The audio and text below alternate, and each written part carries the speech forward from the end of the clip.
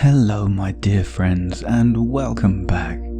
It's an absolute pleasure to have you here in our quiet corner tonight. I do hope the world has been treating you kindly. Before we start, why don't you go ahead and let yourself sink fully into the mattress. Let your shoulders drop. Let your hands find a comfortable place to rest, and let the blankets wrap around you like a warm protective weight. I wanted to share a little thought with you about why I chose to write this story for us tonight. Sometimes we carry little knots in our minds, worries, unanswered questions, or small tensions from the day that we try so hard to pull apart and untangle. We think that if we just force things to be straight, we will find peace.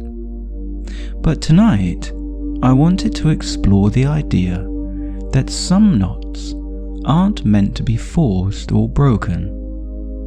Sometimes a knot is simply a sign that something is looking for its true place in the world. It reminds us that instead of pulling harder, we just need to find where we belong and what we are meant to hold on to. I wanted to give you a comforting space tonight where you can let go of the need to solve everything, trusting that everything will find its proper purpose in time. Before we take our first steps into the lanes, let us take a slow, comforting breath together, drawing in that cool, damp autumn air, holding it for just a brief, still moment, and now letting it go with a long, soft sigh. Feel your eyelids growing just a little bit heavier as we mosey together into the twilight. The autumn morning had broken in shades of pale pewter and frosted slate, leaving the high ridges of the dales dusted with a fine silver mist. Down in the hollows of blackberry copse, the wild ferns had turned the colour of old copper, their frills drooping low under the weight of the morning dew. Roscoe and his friends were wandering along the edge of the old ditch bank, their paws making a soft, steady rhythm against the stiff grass. It was Caratina who first spotted it, tucked deep within a bed of dry bracken. It was a length of sturdy, silver-grey rope, coiled loosely like a sleeping tabby cat, its tail warming its nose. When Roscoe lifted it from the moss, they were all struck by its exceptional quality. It was braided from 4 thick strands of traditional hemp, supple to the touch, but possessing a heavy, reassuring density. It was a beautiful piece of heritage utility, exactly the right length for a clothesline, or for securing a winter hay cart. But right in the exact middle of its length, the fibres had been woven into a tight, intricate, and deeply stubborn knot. It was beautifully executed, its loops overlapping with perfection that looked almost deliberate.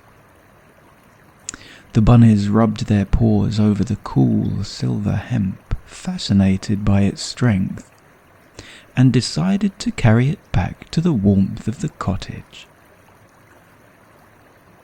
That evening, the cottage kitchen was a haven of deep, enveloping comfort. A large cast-iron pot of barley broth was simmering slowly on the stove, filling the room with the lazy, rich aroma of simmered roots and dried thyme. The turf embers glowed with a sleepy crimson eye, casting long, soft shadows across the exposed pine floorboards. Roscoe and the bunnies gathered on the large rag rug by the hearth, the silver-grey rope uncoiled between them. Intrigued by the tight cluster of fibres in the centre, Millie Moonbeam and Berry began the slow, meditative task of pulling the knot apart. It was a quiet, painstaking labour. The bunnies moved with unhurried mindfulness, using their small wooden tools to gently ease the overlapping strands apart. There was no rushing, no frantic tugging. It was a rhythmic, hypnotic process of easing a loop here and sliding a fraction of hemp there. They could feel the immense strength of the braid beneath their fingers. The hemp was stiff from the frost, but as the heat of the stove warmed the room, the fibres became more pliable, loosening their grip with a slow, reluctant surrender.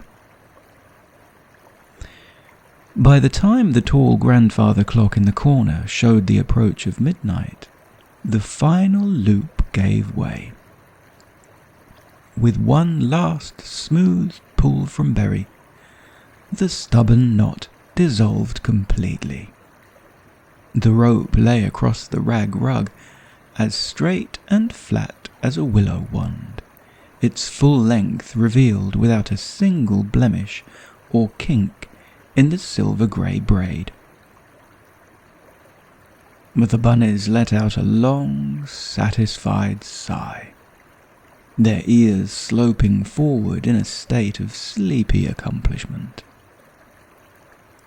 They talked in low, whispering tones about what they might fashion with it the following day.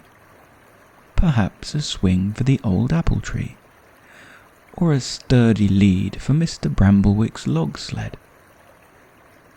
Feeling a deep, leaden tiredness in their limbs, they left the straight rope lying across the centre of the rug, extinguished the oil lamp, and wended their way upstairs to their high, white feather beds, entirely content with their evening's work.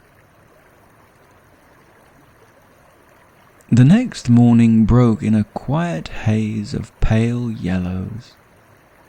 A thin layer of autumn frost had silvered the panes of the kitchen windows, turning the view of the garden into a blurry, winter-touched landscape. Berry was the first to wend his way down the stairs, his small paws moving silently over the cool pine steps, as he headed toward the stove to check on the morning embers. He paused at the edge of the hearth, his long ears tilting forward in absolute bewilderment. There, lying in the exact centre of the braided rag rug, was the silver-grey rope. It was no longer straight.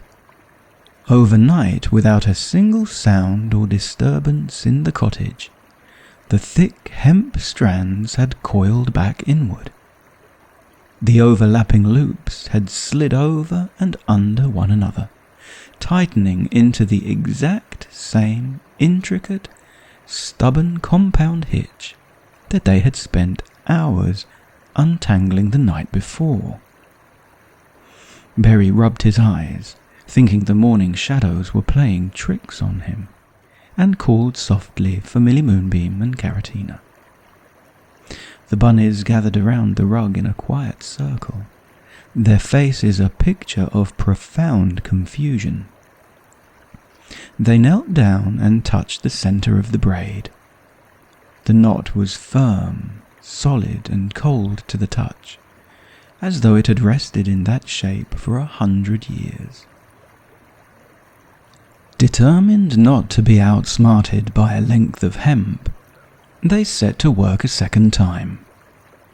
They fetched their wooden bodkins and spent the morning easing the stiff fibres, teasing each loop loose with a slow, deliberate patience, until the rope was once again lying perfectly flat and straight across the sycamore table. To test it, they left it there all afternoon, while they moseyed down to the riverbank to gather dry reeds. Yet when they returned as the purple dusk began to fall, their hearts sank. The rope had slid from the table, coiled itself upon the floorboards, and there it sat, the intricate, perfect knot firmly back in place. It was a loop that simply refused to remain undone, a stubborn mystery that seemed to defy the very nature of the materials. Realizing this was a riddle beyond the simple logic of the lanes, Roscoe coiled the knotted rope over his shoulder, and together with the bunnies they made their way up the rising rocky path toward the high sheepfolds. The evening air was crisp, carrying the sharp, clean scent of dry peat and wet heather from the moors.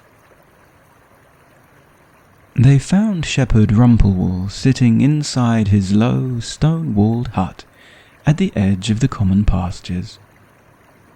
The hut was an oasis of ancient pastoral comfort, smelling of lanolin, dry sweetgrass, and the rich, heavy smoke of an ashwood fire that crackled softly in the hearth.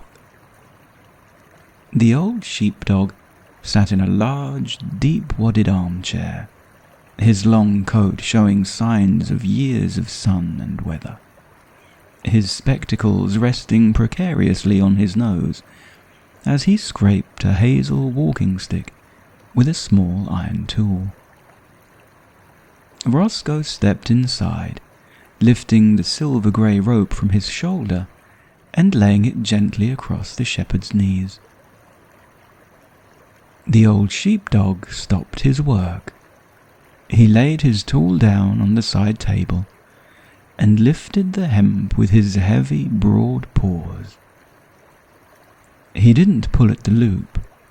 Instead, he traced the intricate geometry of the braid, moving over the 4 thick strands with a slow, deeply respectful mindfulness. He turned the knot over twice, looking closely at the way the fibres had been tucked back under each other. "This isn't a common merchant's cord, little ones," Shepherd Rumplewool said, his voice humming with the weight of old memories. "This is the work of Silas Hempstock, the old master weaver of the High Dales. He passed into the long sleep before you bunnies were ever born, but his handiwork remains as solid as the limestone ridges." The shepherd leaned back, his eyes reflecting the warm orange glow of the ashwood fire, as he looked out the low window toward the dark dales. 60 years ago, the river rose in a terrible spring flood, tearing down the old wooden footbridge that connected our village to the lonely cabins on the north ridge. For months the families were cut off from one another. The weavers couldn't bring their wool to the market, and the grandparents on the high bank couldn't see the children who lived down in the hollows. The valley was divided, and a heavy, sorrowful silence settled over the community. He paused, taking a slow sip from a stoneware mug of chicory tea, before continuing. Silas Hempstock saw the loneliness in the lanes. He spent an entire winter sitting right by this hearth, hand braiding this very rope from the toughest wild hemp he could gather by the marsh edges. He didn't make it to tie up a cart or to hang a laundry line. He made it to be the main cable for a grand communal rope bridge. When the spring came, the whole village gathered. We threw this cable across the roaring waters, and Silas Hempstock tied this exact hitch, the neighbour's binding it's called, around the great anchor stones on either side of the bank, locking the two worlds together once more. On this cable, a sturdy rope bridge with a strong wooden base was built. The old sheepdog looked down at the rope, his face softening with a profound, quiet reverence. For 40 years this braid held the valley together. It felt the weight of every market cart, the light steps of every child, and the steady grip of neighbours crossing the water to share a hearth. It is a binder by nature, you see. Its entire history, its very soul, is woven around the act of connection. He looked up at the bunnies, his eyes serious but gentle behind his wire rims. That is why your hands cannot keep it straight. When you leave it lying loose and flat on your hearthrug, the rope feels unfulfilled. It is homesick for a purpose. It doesn't curl back into a knot out of stubbornness or spite. It knots itself because a binder must hold on to something, and when it is left with nothing to connect, it can only hold on to itself. If you want this rope to lie straight, you cannot force it with your tools. You must find two things in this valley that are heavy, lonely, or divided, and you must give this cable its old work back. The words of the old shepherd stayed with the bunnies as they moseyed back down the rocky trail, the silver-grey rope coiled once more over Roscoe's shoulder. The night had fully settled over the valley, turning the air into a crisp, motionless lake of deep indigo and lavender mist.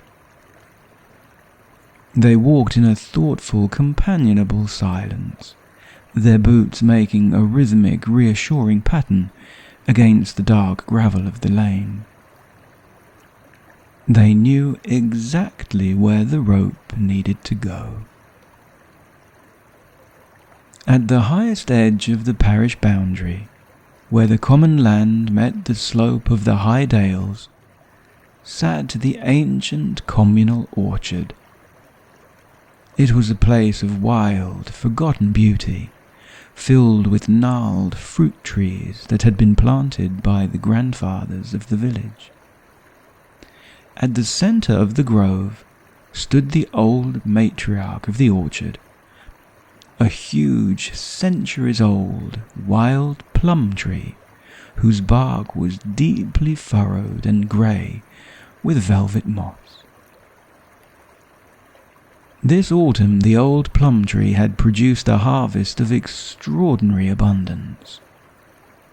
Her lowest, heaviest branch, thick as a horse's thigh and laden with hundreds of deep, purple, sweet plums, had grown too weighted down by its own wealth. Under the immense gravity of the fruit, the wood had begun to groan, a long, pale split appearing where the limb joined the main trunk. The branch was weeping sweet sap, sagging lower and lower each day toward the damp earth in imminent danger of breaking away entirely before the autumn was through. Roscoe and the bunnies stepped through the tall, frosted orchard grass, their movements slow and respectful in the dark.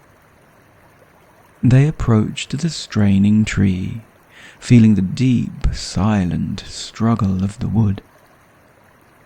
A few feet away stood an ancient, immovable oak tree, its roots anchored deep into the limestone bedrock of the ridge, its trunk solid and unyielding.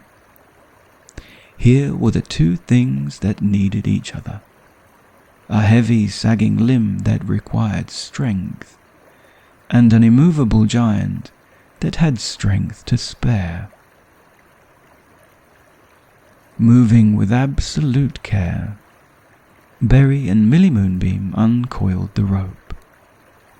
For the final time, they did not find a knot in the center, because it was under the open sky and near the living wood. The silver hemp seemed to relax, its strands lying supple and obedient in their paws. Roscoe lifted Berry onto his shoulders, allowing him to reach high into the old oak's boughs. Moving carefully, they wrapped one end of the 4-strand cable securely around the immovable heart of the oak. Then, gathering the full length, they made their way beneath the drooping plum tree. Together, using their collective weight, they gently hoisted the plum branch, lifting it 3 feet until the split in the wood closed tight, sealed by its own natural pressure. With a slow, traditional hitch, the very same neighbour's binding the old shepherd had described, they secured the other end of the rope around the plum limb. They stepped back, their breath rising in even white plumes into the midnight air, and watched. The silver-grey cable immediately grew taut, straightening out between the two trees like a solid bar of iron. Under the beautiful tension of its new work, the hemp didn't strain.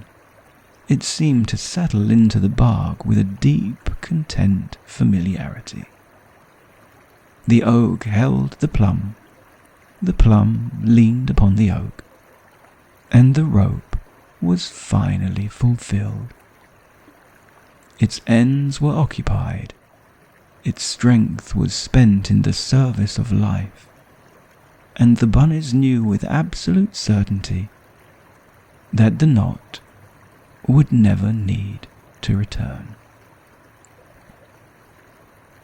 By the time they wended their way back down the lane toward their cottage, a deep, immovable tiredness had claimed their limbs.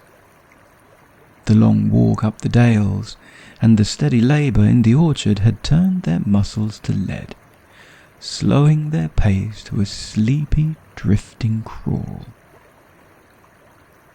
The valley around them was completely at rest, held fast within a shroud of thick, protective mist that muffled the world and kept the cold air perfectly still.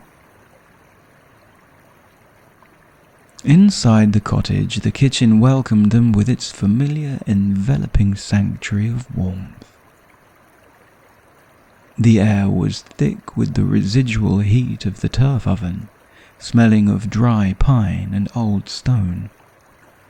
The crimson eye of the stove embers cast a soft, low glow across the pine floorboards, illuminating the center of the room where the rag rug lay flat, empty and beautifully peaceful. Before heading upstairs, Caratina went to the dresser and fetched a heavy stoneware jug of fresh milk. She set a small tin pan upon the dying embers of the stove, pouring the white liquid with a slow, liquid cadence. She added a single spoonful of wild heather honey, stirring the mixture with a wooden spoon until a warm, sweet steam rose up into the shadows of the rafters. They gathered around the table, their chairs giving only a short, soft scrape against the wood. They drank the warm, sweet milk from small porcelain cups, letting the radiant heat spread through their chests and down to their tumblingtons, smoothing out the last remnants of the day's long effort. Not a word was spoken. The silence of the cottage was deep and absolute, a quiet space where their minds could fully let go of the world. With every slow swallow of milk, their eyes grew heavier, their long ears drooping low over their shoulders, in a state of perfect, satisfied drowsiness. One by one, the bunnies made their way up the stairs to bed, where their high feather beds stood white and plump in the gloom, looking like soft summer clouds. Millie Moonbeam slipped between the fresh linen sheets, her small frame sinking instantly into the deep down until the bed rose up around her, shaping itself to her body. She pulled the heavy patchwork quilt right up to her chinnigan, letting out a long, slow sigh that dissolved into the quiet room. Beside her, Berry and Caratina burrowed into their own beds, shifting twice before settling into the deep, pillowy silence of the night. Roscoe climbed into his heavy bed, letting his body find the absolute center of the mattress. He closed his eyes, listening to the faint, dry rustle of the straw below and the slow, comforting breathing of the bunnies around him. High up on the ridge, the silver rope was doing its work in the silent dark, holding the trees together, completely at peace. The labor was finished, the valley was safe, and the cottage was perfectly cozy. As you let your own eyes close fully now, and you sink into the absolute support of your bed, let these gentle thoughts wrap around you like a blanket of soft velvet. I am safe, and I am warm. My hands are at rest, and my day is complete. I can let go of the world now. Everything is taken care of. My mind is clearing, becoming as quiet as the midnight sky.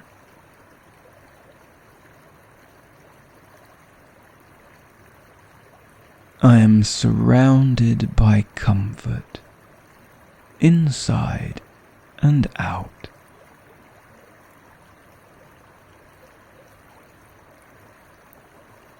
I give myself permission to fully drift away.